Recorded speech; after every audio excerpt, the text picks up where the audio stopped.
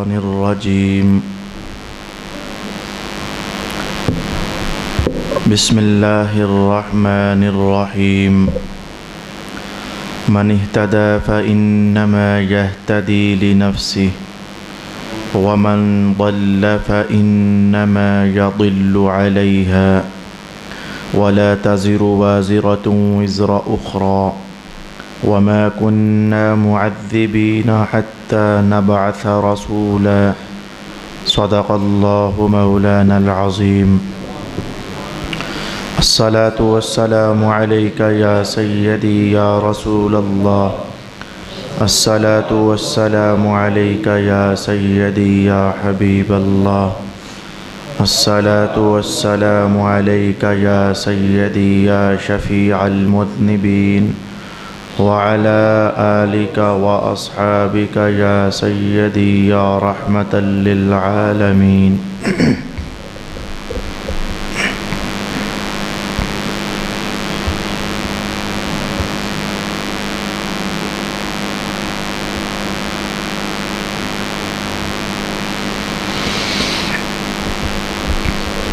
جس نے ہدایت کو اختیار کیا تو اس نے اپنے ہی فائدے کے لیے ہدایت کو اختیار کیا ہے، اور جو شخص گمراہی کو اختیار کرتا ہے تو اس کی گمراہی کا نقصان بھی اسی کو ہوگا، اور کوئی بوجھ اٹھانے والا دوسروں کا بوجھ نہیں اٹھائے گا، اور ہم اس وقت تک عذاب دینے والے نہیں جب تک ہم رسول نہ بھیج دیں۔ صدق اللہ مولانا العظیم۔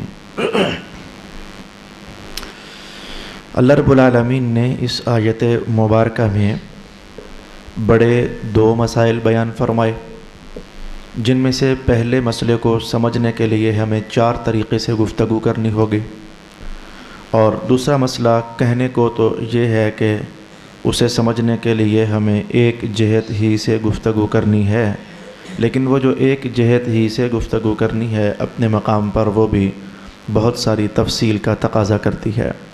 تو آئیے ہم پہلے آیت کے عنوانات کو بانٹ لیتے ہیں تاکہ سمجھنے کے لیے ذہن ذرا قریب ہو جائے۔ پہلی بات ارشاد فرمائی گئی، جو شخص بھی ہدایت کے راستے پر چلتا ہے تو اس کا فائدہ اسے خود ہی ہوتا ہے۔ یہ پہلے مسئلے کا پہلا جزو ہے۔ جو شخص بھی گمراہی کے راستے پر چلتا ہے تو اس کا نقصان بھی اسے خود ہی ہوتا ہے۔ یہ پہلے مسئلے کا جز نمبر 2 ہے، جس کو ابھی تک ہم یوں کہہ سکتے ہیں کہ جو شخص اچھائی کرتا ہے اور جو شخص برائی کرتا ہے تو ان دونوں کا اچھا نتیجہ اور برا نتیجہ بندے کو خود ہی سہنا پڑتا ہے یا لینا پڑتا ہے۔ قرآن حکیم نے تیسرا عنوان یعنی پہلے عنوان کا تیسرا جزو یوں اٹھایا کہ جب کوئی شخص گناہ کرتا ہے تو ابھی تک ہم نے یہ عنوان تو قائم کر لیا کہ اس گناہ کا بوجھ اور نقصان اسے خود اٹھانا پڑتا ہے، لیکن نمبر 3 پر یہ بھی ساتھ کہہ دیا گیا کہ ایک بندے کے گناہ کا بوجھ کسی دوسرے پر نہیں ڈالا جائے گا۔ یہ 3 باتیں کہہ کر قرآن حکیم خاموش ہو گیا، حالانکہ یہاں ایک چوتھا عنوان بھی ہے۔ اللہ رب العالمین کی اپنی حکمتیں ہیں، بہت ساری باتیں اللہ تعالیٰ نے قرآن حکیم میں بیان کرنے کے بعد چند ایک کو درمیان سے خاموش کیا تاکہ لوگ جب اس خاموش عنوان کو حاصل کرنا چاہیں تو انہیں رسول پاک علیہ السلام کی دہلیز پر کھڑے ہو کر خیرات مانگنی پڑے، اور پھر رسول پاک علیہ السلام اس عنوان کو بیان فرمائیں۔ یہاں بھی ایسے ہوا، جو چوتھا عنوان بنتا تھا اسے قرآن حکیم نے خاموش کر دیا، مطلب یہ تھا کہ وہ رسول پاک علیہ السلام سے پوچھ لیا جائے۔ وہ عنوان کیا ہے؟ اگر کوئی شخص اچھائی کرتا ہے تو یہاں تک تو ہم نے جان لیا کہ اس کی اچھائی کا فائدہ اسے ہے، تو کیا چوتھا عنوان اس کی اچھائی کا فائدہ کیا کسی اور کو بھی ہو سکتا ہے؟ یہ عنوان قرآن حکیم نے خاموش کر دیا۔ تو ابھی تک میں نے 5 6 7 8 جملے بولے، عنوان بہت پھیل گیا۔ اب میں ترتیب سے 4 حصے آپ کے سامنے عنوان کے طور پر بیان کرنے لگا ہوں، اس کے بعد ہم ڈیٹیل کی طرف بڑھ جائیں گے۔ ہر انسان جو اچھائی کرتا ہے، عنوان نمبر 1، اسے خود تو اس کا فائدہ ہوتا ہے۔ عنوان نمبر 2، اس کی اچھائی کا کیا کسی اور کو بھی فائدہ ہوتا ہے؟ عنوان نمبر 3، جو شخص بھی گناہ کرتا ہے اس کے گناہ کا وبال اس پر تو پڑتا ہی ہے۔ عنوان نمبر 4، تو کیا اس کے گناہ کا وبال کسی اور پر بھی پڑتا ہے؟ یہ عنوان نمبر 4۔ یہ 4 عنوان آج ہم تفصیل سے سیکھنے کا ارادہ کریں گے۔ آیت میں جو 5واں عنوان کہہ لو یا اسے عنوان نمبر 2 کہہ لو، وہ کیا بیان ہوا؟ اللہ تعالیٰ نے ارشاد فرمایا کہ قوموں کے عروج و زوال کی داستانوں میں ہم جب کسی قوم پر عذاب بھیجتے ہیں تو ہمارے عذاب بھیجنے کا دستور کیا ہوتا ہے، اور وہ دستور یہاں اس آیت میں صرف اتنا ارشاد کیا گیا کہ پہلے ہم رسول بھیجتے ہیں، وہاں پھر ان پر وحی نازل ہوتی ہے، پھر وہ لوگوں کو سمجھاتے ہیں، تو پھر لوگ نافرمانی کرتے ہیں اگر تو ان پر عذاب آتا ہے۔ جب تک ہم رسول نہ بھیجیں، یعنی جب تک ہم ہدایت کا سامان پیدا نہ کریں، اس وقت تک ہم عذاب نہیں دیتے ہیں۔ پہلے ہدایت خوب کھول کر بیان کر دیتے ہیں، اچھائی اور برائی پہلے نبی کے ذریعے خوب کھول کر بیان کر دیتے ہیں۔ بیان کرنے کے بعد اب ہم کہتے ہیں کہ اچھائی کا راستہ بھی کھل گیا اور برائی کا راستہ بھی کھل گیا، بتاؤ کیا کر کے آئے ہو؟ تو پھر اسی طرح کی جزا ہم اس کے نام کر دیتے ہیں۔ لیکن مجھے لگتا ہے کہ آج ہم یہ 5واں عنوان آج کی نشست میں بامشکل ہی سمجھ پائیں گے۔ ہم پہلے 4 عنوانات کی طرف رغبت کرتے ہوئے آئیے ترتیب کے ساتھ انہیں سمجھنے لگیں۔ پہلا عنوان بہت آسان ہے اور دوسرا عنوان بھی بہت آسان ہے، یعنی جو شخص بھی اچھائی کرے گا تو اس کا فائدہ اسے تو ہوگا ہی ہوگا۔ اب میں نے جملہ بدل دیا، پہلے میں نے یہ کہا تھا جو شخص اچھائی کرتا ہے اپنے ہی فائدے کے لیے کرتا ہے، جو شخص برائی کرتا ہے اپنے ہی نقصان کے لیے کرتا ہے، لیکن چونکہ اگلے 2 عنوان بھی ساتھ ہیں، میں نے جملہ بدلتے ہوئے یہ کہہ دیا جو شخص بھی اچھائی کرتا ہے اسے تو فائدہ ہوگا ہی ہوگا۔ اب کچھ اور باقی ہے جو ہم بعد میں سمجھیں گے۔ تو آئیے مثلاً اس پر ہم ایک مثال دیکھتے ہیں اور پھر 2 مثالیں دیکھتے ہیں۔ پورا مذہب اس عنوان سے بھرا ہوا ہے، جو شخص بھی نیکی کے راستے پر چلے گا تو خود تو اس کا فائدہ اٹھائے گا ہی اٹھائے گا۔ مثلاً چاہو تو یہ مثال دیکھ لو، سورۃ الکہف جمعرات کے درس قرآن حکیم میں شروع ہو چکی۔ تو کیا یہ جو حدیث شریف میں نے آپ کی خدمت میں بیان کی کہ رسول پاک علیہ الصلاۃ والسلام ارشاد فرماتے ہیں کہ جو شخص جمعۃ المبارک میں فجر سے لے کر مغرب تک، اسے دن کہتے ہیں مذہب کی زبان میں، جو شخص جمعۃ المبارک کے پورے دن میں سورۃ الکہف تلاوت کر لیتا ہے تو اللہ تعالیٰ اس کو یہ فائدہ عطا فرماتا ہے۔ کیا فائدہ؟ فرمایا اگلا جمعہ آنے تک وہ بندہ اللہ کے نور میں ڈوبا رہتا ہے، او کما قال رسول اللہ صلی اللہ علیہ وآلہ وسلم۔ میں نے ڈیٹیل بیان کر دی تھی، یہ ڈوبا ہوا ہونا یہ حدیث کے الفاظ نہیں ہیں، حدیث کے الفاظ یہ تھے وہ بندہ زمین پر کھڑا ہو تو پاؤں کے نیچے سے لے کر آسمان تک نور ہو جاتا ہے، وہ بندہ جہاں کھڑا ہو وہاں سے لے کر مکہ تک، یعنی اردا گرد اتنی دور تک اللہ کا نور نازل ہونے لگ جاتا ہے۔ اس بندے کے فائدے کی خاطر چلیں بیان تو اس سے قبل ہو چکا، لیکن ہم نے ایک مثال پالی کہ آج کا جمعہ، آج کا دن جمعۃ المبارک، جس صاحب کو یہ توفیق میسر ہو گئی اس نے سورۃ الکہف کو تلاوت کر لیا۔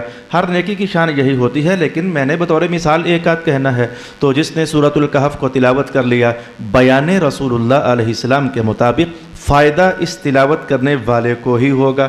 10 دن تک یا 8 دن تک اللہ کا نور اسی شخص کا طواف کرے گا، اسی شخص پر برسے گا۔ تو قرآن حکیم یہی کہہ رہا ہے جو شخص بھی ہدایت کے کسی راستے پر بھی چلتا ہے تو اس راستے پر چلنے سے جو فائدہ اترنا ہے اللہ تعالیٰ وہ فائدہ اسے عطا فرما دیتا ہے۔ بندہ ہدایت کے راستے پر چلے اور اس کو فائدہ میسر نہ ہو، یہ اللہ کی شان کے لائق نہیں ہے۔ یہ مسئلہ میں جب سپارہ نمبر 13 پر ہم پہنچے ہوئے تھے اور یہ آیت کی تفسیر ہم پڑھ رہے تھے، رب اجعلنی مقیم الصلاۃ ومن ذریتی ربنا وتقبل دعا، وہاں ایک علم العقائد کا ضابطہ اور اصول آپ کے سامنے میں نے بیان کیا تھا اور اس کی روشنی میں بہت سیر حاصل گفتگو کرنے کی بھی کوشش کی تھی، جس کو 2 جملوں میں میں یوں کہہ سکتا ہوں کہ اللہ تعالیٰ وعدہ کا خلاف نہیں کرتا، البتہ وعید کا خلاف کر دیتا ہے۔ یہ بہت مارکۃ الآراء بحث تھی۔ اللہ تعالیٰ وعدہ کا خلاف نہیں کرتا، البتہ وعید کا خلاف کر دیتا ہے۔ وعدہ کیا ہوتا ہے اور وعید کیا ہوتی ہے، یہ میں نے جملے کچھ ذرا پہلے اس لیے بھی بول دیے کہ آج مجھے پھر ان کی ضرورت ہے۔ عنوان کے اختتام تک پہنچنے سے پہلے مجھے آج پھر ان جملوں کی ضرورت ہے۔ تو کیا مطلب ہوا؟ اللہ تعالیٰ وعدہ فرمائے جو شخص سورۃ الکہف پڑھے گا اس پر نور برسے گا، میں اس کو یہ عطا کروں گا اور اس کو وہ عطا کروں گا۔ تو خیر کی خبر چلا دینا اللہ کی طرف سے، اسے وعدہ کہتے ہیں۔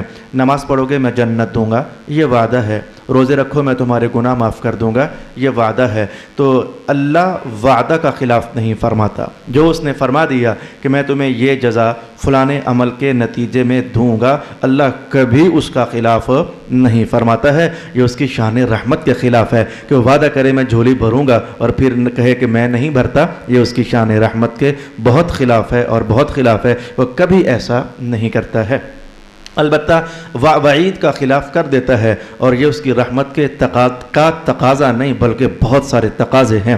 وعید کیا ہوتی ہے؟ اگر تم نے جھوٹ بولا میں دوزخ میں ڈال دوں گا، اگر تم نے فلانا عیب کیا تو میں تمہیں یہ سزا دوں گا۔ تو سزائیں دینے کی بات کرنا، اور جب پھر وقت آئے سزا دینے کے لیے تو یہ جو سزا دینے کی بات تھی اسے مذہب میں وعید کہتے ہیں۔ جب سزا دینے کا موقع آئے تو اب یہ نہیں کہ اللہ کہے کہ چونکہ میں نے کہا تھا سزا دوں گا تو دوں گا ہی دوں گا، جی نہیں، اللہ وعید کا خلاف کر لیتا ہے۔ اس کی شان رحمت جوش میں آ جائے تو بھلے بنتی بندے کی دوزخ ہوتی ہے، لیکن شان رحمت کے تقاضوں پر فرما دیتا ہے بنتی دوزخ تھی، جا میں نے جنت میں داخل کر دیا ہے تجھے۔ یہ ہے وعید کا خلاف کرنا۔ تو جاننا چاہیے یہ متفق علیہ مسئلہ ہے کہ اللہ وعدہ کا خلاف نہیں کرتا اور وعید کا خلاف بہر کیف کر دیتا ہے۔ تو پلٹیے، میں نے کہا کہ اللہ کا وعدہ ہے جو بندہ ہدایت کے راستے پر چلے گا تو جو جو فائدے میں نے اس کے لیے مقدر کیے ہوئے ہیں اس کو لازماً عطا کروں گا، کیونکہ میں اللہ وعدہ کا خلاف نہیں کرتا۔ اور اس کو ہم قرآن کے الفاظ میں یوں پڑھ سکتے ہیں، ان اللہ لا یخلف المیعاد، اللہ اپنے وعدے توڑتا ہی نہیں ہے اور اللہ اپنے وعدے کی خلاف ورزی نہیں کرتا ہے۔ میں نے ایک مثال کہی، ہدایت پر چلو گے تو فائدہ خود پاؤ گے۔ ایک اور مثال چاہو تو میں آپ کے سامنے کہہ دیتا ہوں، چلے میں وہی مثال کہہ دیتا ہوں جو آج فجر کی نماز کے بعد ایک صاحب نے مجھے فون پر مسئلہ پوچھا تو میں وہی آپ کی خدمت میں بیان کر دیتا ہوں۔ اس نے مجھ سے یہ پوچھا تھا کہ کیا اس طرح کی بات ہے کوئی کہ اگر کوئی شخص والدین کی خدمت کرتا ہے تو اللہ اس کی عمر میں بھی اضافہ فرما دیتا ہے اور اس کے رزق میں بھی اضافہ فرما دیتا ہے، کیا ہے کوئی ایسی بات؟ میں نے کہا جی ہاں، یہ تو خود رسالت مآب صلی اللہ علیہ وسلم کا قول مبارک ہے کہ اگر کوئی شخص والدین کی خدمت میں اپنے آپ کو کھپا دیتا ہے تو اللہ اس کی عمر کو بھی زیادہ کر دیتا ہے اور اللہ اس کے رزق کو بھی زیادہ کر دیتا ہے۔ تو ایک اور مثال سامنے آ گئی، والدین کی خدمت گزاری اللہ کی طرف سے دی ہوئی ہدایتوں میں سے ایک ہدایت کا نام ہے، لہٰذا جو شخص اس ہدایت پر چلے گا تو قرآن کہہ رہا ہے فائدہ خود ہی اٹھائے گا۔ تو پہلا عنوان میں نے دو مثالوں کے ساتھ آپ کے سامنے بیان کر دیا، اگرچہ اس عنوان پر بیسیوں بلکہ سینکڑوں بلکہ ہزاروں مثالیں دیکھی جا سکتی ہیں۔ پہلا عنوان کمپلیٹ ہوا، وہ مشکل تھا ہی نہیں۔ جو شخص بھی ہدایت کے راستے پر چلے گا فائدہ اللہ اسے ہی عطا فرمائے گا، بحث ختم ہو گئی۔ جو شخص برائی کرتا ہے اس کا نقصان اسی پر ہوتا ہے۔ اس کے لیے چاہو تو آپ جتنی مرضی مثالیں، اس سے بھی مذہب ہمارا بھرا ہوا ہے۔ اہل دوزخ سے جب پوچھا جائے گا، دوزخ میں پہنچنے کے بعد ایک مخصوص طبقہ ہے، جب جنت والے ان سے سوال کریں گے کہ تم دوزخ میں کیا کر رہے ہو؟ تم تو ہمارے محلوں میں رہتے تھے، ہمارے گھروں میں آتے جاتے تھے، مسلمانوں میں تمہارا شمار ہوتا تھا، تو آج تم دوزخ میں کیا کر رہے ہو؟ انہوں نے ایک جواب دیا، قرآن حکیم نے وہ جواب نقل فرما دیا۔ وہ جواب کیا تھا؟ قالوا لم نک من المصلین۔ اور بھائیو بات یہ ہے کہ ہم سے غلطی ہو گئی، ہم نمازیں نہیں پڑھتے ہوتے تھے، بھلے ہم مسلمانوں کے محلوں میں رہتے تھے، ان کی گلی کوچوں میں رہتے تھے، ان کے گھروں میں آتے جاتے تھے، لیکن بات یہ ہے کہ ہم نمازیں نہیں پڑھتے ہوتے تھے، تو اس لیے آج ہمارا یہ حال ہو گیا۔ تو ہمارا آج مثال کہنی ہے، تو اگر برائی کرو گے تو وبال خود ہی سہنا پڑے گا نا۔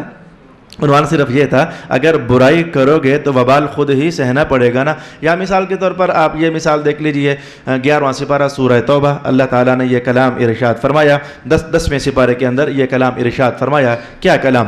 کہ جو صاحب دولت لوگ تھے اور وہ زکوٰۃ ادا نہیں کیا کرتے تھے، یوم یحمى علیہا فی نار جہنم فتکوی بہا جباہہم وجنوبہم وظہورہم ھذا ما کنزتم لانفسکم فذوقوا ما کنتم تکنزون۔ کہ اگر تم زکوٰۃ ادا کرنے والے لوگوں سے کہا جائے گا کہ ان کے جو سونے تھے، ان کے جو چاندیاں تھیں، ان کی جو دولت تھی، انہیں پترے لوہے کے پترے سلاخیں باریک بنا دی جائیں گی، دوزخ سے انہیں خوب ہیٹ اپ کیا جائے گا اور لا کر کے ان کی پیشانیوں پر ایسے رگڑے لگائے جائیں گے، وہ لوہے کا جو کوئلہ بن چکا ہے ان کے پہلوؤں پر رگڑے لگائے جائیں گے۔ تو مثال نمبر 2 آپ نے سن لی، اگر برائی کرو گے میاں تو وبال تمہارے ہی اوپر پڑے گا، اچھائی کرو گے تو اس کی جزا تمہیں ہی ملنی ہے، اگر برائی کرو گے تو اس کا وبال تمہارے ہی پڑنے والا ہے۔ یہ عنوان بھی بہت واضح ترین ہے، اس پر بھی مجھے رکنا نہیں ہے، ہمیں عنوان نمبر 3 پر پڑھنا ہے، پہنچنا بھی ہے اور اسے ہم نے پڑھنا بھی ہے کہ برائی کرنے والے کی برائی کا اثر دوسرے پر نہیں ہوتا۔ قرآن نے جتنا کہا پہلے ہم ذرا اتنا سمجھ لیتے ہیں۔ اس بات کو سمجھانے کے لیے مجھے ایک خوبصورت ترین مثال ہے صحابہ کرام کی زندگی سے، میں وہ آپ کی خدمت میں بیان کرنے لگا ہوں۔ حضرت عمر ابن الخطاب رضی اللہ تعالی عنہ، بھئی یاد رکھنا کہ رسول اللہ کی حدیثوں کی شانوں میں سے ایک شان یہ ہوتی تھی کہ ایک بات ہو گئی، ایک واقعہ ہو گیا یا ایک حکم حضور نے ارشاد فرما دیا تو پھر کسی اور موقع پر حضور وہی حکم ارشاد فرماتے تو اس لمبے ترین حکم میں سے بعض حصہ جو آپ مناسب حال سمجھتے تو ارشاد فرما دیا کرتے تھے۔ لازماً یوں نہیں ہوتا تھا کہ ہر بات حضور ہر بار پوری ڈیٹیل ہی سے بیان کریں، جس موقع پر جوش ہے آپ ضرورت محسوس کرتے اتنا قول مبارک ارشاد فرما دیا کرتے تھے۔ عنوان بھلے ایک ہی ہوتا، تبھی تو حدیثوں میں ایک ہی عنوان پر کہیں آپ الفاظ زیادہ پاؤ گے، کہیں آپ الفاظ کم پاؤ گے، کہیں آپ ڈیٹیل پڑھو گے، کہیں آپ اختصار پڑھو گے، تو حدیثوں کی دنیا میں یہ بات ہوتی ہے۔ تو جس دن حضرت عمر ابن الخطاب نے یہ قول حضرت رسول پاک علیہ السلام سے سنا تھا، اس دن حضور نے اتنا ہی فرمایا تھا تو آپ نے اس کو سینے میں محفوظ کر لیا۔ کون سا قول مبارک؟ ہمارا عنوان یہ چلنے لگا ہے کہ ایک بندہ برائی کرے اور اس کی برائی کا بوجھ کسی دوسرے پر جا پڑے تو ایسا نہیں ہوتا۔ تو اس پر میں ایک مثال آپ کے سامنے لانا چاہ رہا تھا۔ تو رسول پاک علیہ السلام نے ارشاد فرمایا، ان المیت لیعذب ببکاء اہلہ او کما قال رسول اللہ صلی اللہ علیہ وآلہ وسلم، میت کو اس کے گھر والوں کے آہو بکا کرنے کی وجہ سے عذاب ہوتا ہے۔ یہ قول مبارک حضرت عمر ابن الخطاب رضی اللہ تعالی عنہ نے سنا اور محفوظ کر لیا۔ اس کے پیچھے کوئی اور بات بھی تھی، لیکن آج کی نشست میں رسول پاک علیہ السلام نے وہ بات ارشاد نہیں فرمائی تھی، آپ نے اتنا سنا اور اتنا سن کر کے تو محفوظ کر لیا۔ اب جس دن حضرت عمر ابن الخطاب کا انتقال ہوا تو آپ کے صاحب زادے والا شان حضرت عبداللہ ابن عمر رضی اللہ تعالی عنہ کو چونکہ یاد تھی کہ ابا جی فرمایا کرتے تھے کہ اگر اہل خانہ آہو بکا کریں، بھئی رونے کی بات میں نہیں کر رہا، میں بکا کے الفاظ ہیں اور بکا کا معنی آپ سمجھتے ہیں، وہ چیخو پکار کرنا، تو بین کرنا، تو بال کھول دینے، تو گریبان چاک کر دینے، جس کی ڈیٹیل محدثین نے بیان کی۔ رونا یہ تو رحمت کے آثار ہوتے ہیں، جیسے کہ خود رسول پاک علیہ السلام نے ارشاد فرمایا ہے، بغیر آہو بکا اور بغیر چیخو پکار کے نظروں سے پلکوں سے آنسوؤں کا ٹپک جانا یہ اللہ کی رحمت کی نشانی ہوتی ہے۔ اس کو تو خود حضور پاک علیہ السلام نے ارشاد فرمایا۔ تو حضرت عبداللہ ابن عمر نے یہ قول آج لیا اور ام المؤمنین حضرت سیدہ عائشہ صدیقہ رضی اللہ عنہا کے پاس آ پہنچے اور کہنے لگے، ابا جی فرمایا کرتے تھے کہ ان المیت لیعذب ببکاء اہلہ، تو میت کو باہر والوں کے رونے سے، سادہ ترجمہ کروں ذرا، باہر والوں کے رونے دھونے سے، چلیں اتنا کر لوں، عذاب ہوتا ہے۔ حضرت ام المؤمنین سیدہ عائشہ ارشاد فرمانے لگی، رحم اللہ عمر، اللہ عمر پر رحم فرمائے، بات یوں نہیں تھی۔ انہوں نے پوری بات سنی ہوئی تھی، اللہ عمر پر رحم فرمائے، بات یوں نہیں تھی۔ بھئی حضرت عمر جو کہہ رہے تھے اس کا معنی تو صاف صاف یہ بن رہا تھا، غلطی کوئی کر رہا ہے، عذاب کسے ہو رہا ہے؟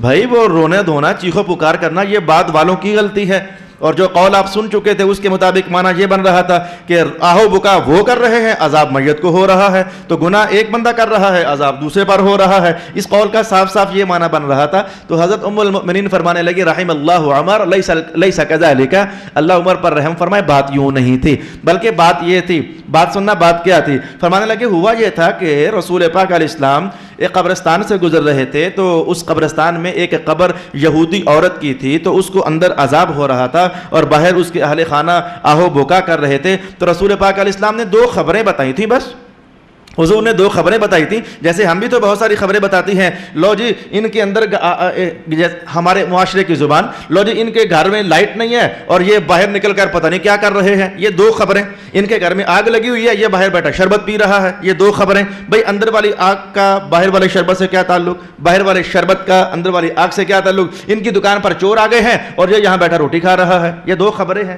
بھائی چوروں کا روٹی سے کیا تعلق، روٹی کا چوروں سے کیا تعلق۔ جیسے یہ معاشرے میں ایسی ہم بہت ساری باتیں بولتے رہتے ہیں، اور تو یہاں میں بعض اوقات کہیں رش ہو تو میں بچوں کو کہتا ہوں، بچے سلام کرتے ہیں سارے، وہ محلے کے بچے السلام علیکم، میں کہتا ہوں بچوں تم یہاں کھڑے ہو ادھر لنگر مٹ رہا ہو، جاؤ نہ جا کر لنگر لے لو۔ تو یہ دو خبریں ہیں جس سے ہم سب کے گھر معاشرے بھرے ہوئے ہیں۔ تو حضرت ام المؤمنین فرمانے لگی بھئی یہ دو تو، اور حضور نے تو یہ دو خبریں ارشاد فرمائی تھیں جن میں سے ایک کا دوسرے سے کوئی تعلق نہیں تھا، دوسرے کا پہلے سے کوئی تعلق نہیں تھا۔ وہ خبر یہ تھی کہ حضور نے نگاہ مذاق نے دیکھا کہ اس یہودی عورت کو، کافر تھی چونکہ، تو قبر میں عذاب ہو رہا ہے اور گھر والے اس کے چونکہ رو رہے ہیں، تو حضور نے وہ دو خبریں بتائی تھیں، لو اندر اسے عذاب ہو رہا ہے، باہر یہ رو رہے ہیں۔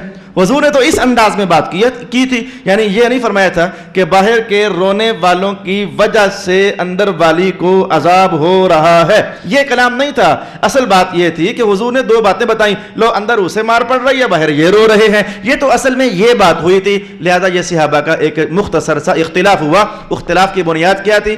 حضرت عمر کے پاس جو قول محفوظ تھا اس کا معنی یہ بنتا تھا کہ گناہ کریں باہر والے، عذاب ہوتا ہے قبر والوں کو، اور حضرت ام المؤمنین فرماتی تھی جی نہیں، بات یوں نہیں ہے، یہ تو دو خبریں تھیں، باہر والوں کا اندر والوں سے، اندر والوں کا باہر والوں سے کوئی تعلق نہیں تھا۔ حضور نے تو یہ فرمایا تھا لو جی اندر اسے مار پڑ رہی ہے، باہر یہ رو رہے ہیں، بس اتنی سی بات ہوئی تھی۔ تو ہمارا قرآن حکیم کا یہ عنوان میں نے ایک اختلافی مثال سامنے رکھتے ہوئے آپ کے سامنے واضح کر دیا کہ اللہ تعالیٰ ارشاد فرماتا ہے جو گناہ کرے گا بوجھ اسی پر ہوگا۔ یوں نہیں ہے کہ گناہ کرے کوئی اور بوجھ ڈلے، عذاب ڈلے کسی اور پر، شراب پیوں میں، قیامت کو پکڑے جاؤ آپ، زنا کرو آپ، قیامت کو پکڑا جاؤں میں۔ جی ہاں، یوں نہیں ہوتا ہے۔ یہ قرآن حکیم کا تیسرا عنوان تھا جو آج پورا ہو گیا۔ اب ہمیں دو عنوان اور سیکھنے ہیں، تب جا کر کے ہمارا فرسٹ ٹائٹل جو ہے وہ ڈیٹیل کے ساتھ کمپلیٹ ہو پائے گا۔ ایک ہم نے یہ سیکھا اچھائی کرو گے تو اس کا فائدہ تمہیں ہوگا، ایک ہم نے یہ سیکھا برائی کرو گے اس کا نقصان تمہیں ہوگا، تیسری بات ہم نے یہ سیکھی برائی کرو گے تو تمہیں ہوگا نقصان، کسی اور کو نہیں ہوگا۔ تیسری بات ہم نے یہ سیکھی۔ اب چوتھی بات اور پانچویں بات، یہ دونوں حدیث شریف کا عنوان ہے، میں وہاں سے نکال کر آپ کے سامنے بیان کروں گا۔ برائی کرو گے تو اس کا وبال تم پر ہوگا، کسی اور پر نہیں ہوگا۔ البتہ ایک صورت ایسی ہے جس میں حضور پاک علیہ السلام نے ارشاد فرمایا اگر تم برائی کرو گے تو تمہاری برائی کرنے کا وبال کسی اور پر بھی ہو سکتا ہے۔ وہ ذرا دھیان سے سننا، خطرناک کہانی ہے۔ اور اگر کوئی اور برائی کرے تو اس کا وبال اور اس کا گناہ تم پر بھی ہو سکتا ہے۔ یہ بہت ہی خطرناک عنوان ہے، یہ خاص کر کے نوجوان طبقہ اس عنوان کو محفوظ کر کے چلے جاؤ۔ اور میرے بھائی اپنا بوجھ اٹھانا ہی مشکل ہے، قبر کی حالات یہ ہے کہ اپنا بوجھ اٹھانا ہی مشکل ہے۔ بندہ کسی اور کا بوجھ کیا اٹھائے گا؟ مجھے پھر وہ پتہ نہیں کیوں میرا دماغ پھر پریشان ہو جاتا ہے جب حضرت ملا علی قاری کی وہ روایت پڑھتا ہوں میں، تو پھر میرا دماغ پریشان ہو جاتا ہے کہ ایک صاحب نظر کا انتقال ہوا تھا تو دوسرے صاحب نظر نے خواب میں دیکھا تھا اور پوچھا تھا ہم یہاں کیا بنا؟ اس نے کیا کہا تھا کہ بھائی باقی سب تو کلیئر ہو گیا ہے، ولیکن ابراتن، ایک سوئی ہے جس نے مجھے پھنسا دیا ہے، استعرتها ولکن لم اردها، کسی سے زندگی میں سوئی ادھار مانگی تھی واپس کر نہیں سکا تو مرنے سے پہلے واپس نہیں کر سکا، وہ حساب ابھی تک میرے ذمے باقی ہے، باقی سب کلیئر ہو گیا ہے۔ میں نے کہا میرے بھائی وہ اپنے بوجھ اٹھانا ہی مشکل ہے، اوروں کے بوجھ اٹھانے کی ہمت کیا پاؤ گے؟ کیا میں تم جتنے مرضی طاقتور ہو جاؤ، بڑے ہو جاؤ، زوراور ہو جاؤ، تمہاری چھاتی لوہے کی آواز نکالنے لگ جائے، لیکن اللہ کے عذاب کے سامنے یہ سب کچھ بھی نہیں ہے۔ میں جان بوجھ کر 2 3 4 جملے بولے تاکہ ہم یہ ذرا قریب ہو جائیں کہ اپنے بوجھ کافی ہیں، اوروں کے بوجھ اٹھانا ہمارے پاس کی کہانی نہیں ہے۔ اور میں کیا عنوان کہنے لگا ہوں کہ بعض اوقات گناہ ایک کرتا ہے اس کا وبال دوسرے پر بھی پڑتا ہے۔ یہ کیا عنوان ہوا؟ اس کو میں حدیث کے ان الفاظ میں آپ کے سامنے کہنا چاہوں گا۔ قال رسول اللہ صلی اللہ علیہ وآلہ وسلم من سن سنتا سیئتا فعلیہ وزرها ووزر من عمل بها او كما قال رسول اللہ صلی اللہ علیہ وآلہ وسلم۔ ارشاد گرامی ہوا کہ جس شخص نے ایک برائی کا راستہ ایجاد کیا، بس اس سے یہ حدیث کہنے سے پہلے جان لو کہ عملوں کی بھی کیا کوئی عمر ہوتی ہے؟ جی ہاں، کچھ اعمال ایسے ہوتے ہیں جن کی عمر لائف بڑی کم ہوتی ہے، کچھ اعمال ایسے ہوتے ہیں جن کی لائف بہت لمبی ہوتی ہے۔ میں دونوں کہانی آپ کے سامنے بیان کر دیتا ہوں۔ بھائی آپ نے شراب کا ایک گھونٹ پی لیا، برا عمل کیا، گندا عمل کیا، تو شراب پی لیا، چلو 2-4 گھنٹوں میں ہضم ہوئی، بات ختم ہو گئی، آئی گئی ہو گئی۔ وہ ایک مختصر ترین عمل تھا جس کی اور اس کے نتائج کی عمر بس 3-4 گھنٹے ہی تو تھی۔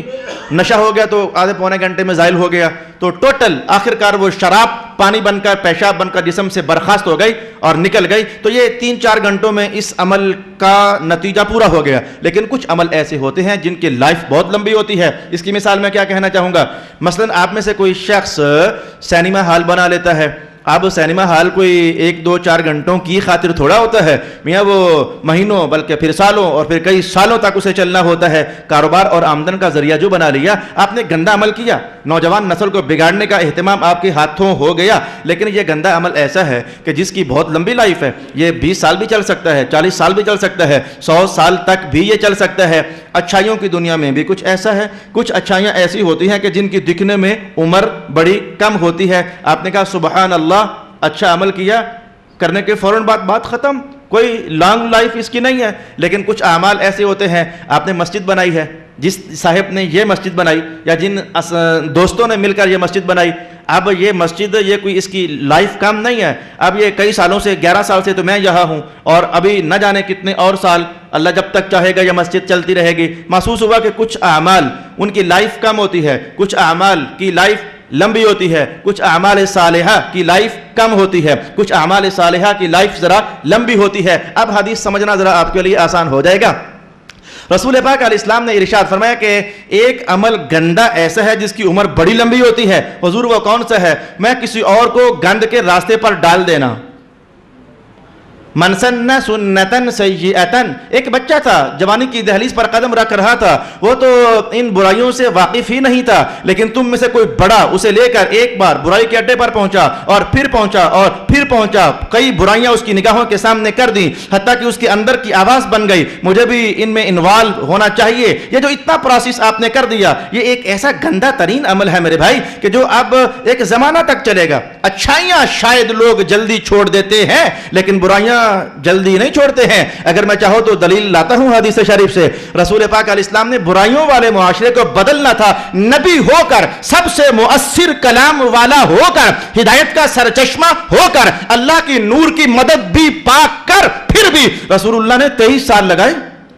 محسوس ہوا لوگوں کی برائیوں سے انہیں باز کر دینا یہ اتنا مشکل ترین عمل ہوتا ہے کہ اس کے لیے اللہ سب سے چوٹی کا انسان بھیجا کرتا ہے، یعنی اللہ کا نبی، پھر سب سے چوٹی کی کتاب اترا کرتی ہے، پھر نبی کی زبان نور سے دھلی ہوئی ہوتی ہے، اس کے کردار کے اجالوں سے بھی لوگ آخر رہنمائیاں حاصل کرتے ہیں۔ گویا ہر جہت نور، ہر لحظہ نور، ہر جہت ہدایت، ہر عمل ہدایت، ہر قول ہدایت، لیکن پھر بھی 23 سال لگ گیا پتہ اس عنوان کو سمجھنے کے لیے کہ برائیاں جلدی نہیں چھوٹا کرتی۔ تو آپ نے جس کو برائی کے راستے پر ڈال دیا، سمجھو کہ اب آپ کی خیر نہیں ہے میرے بھائی۔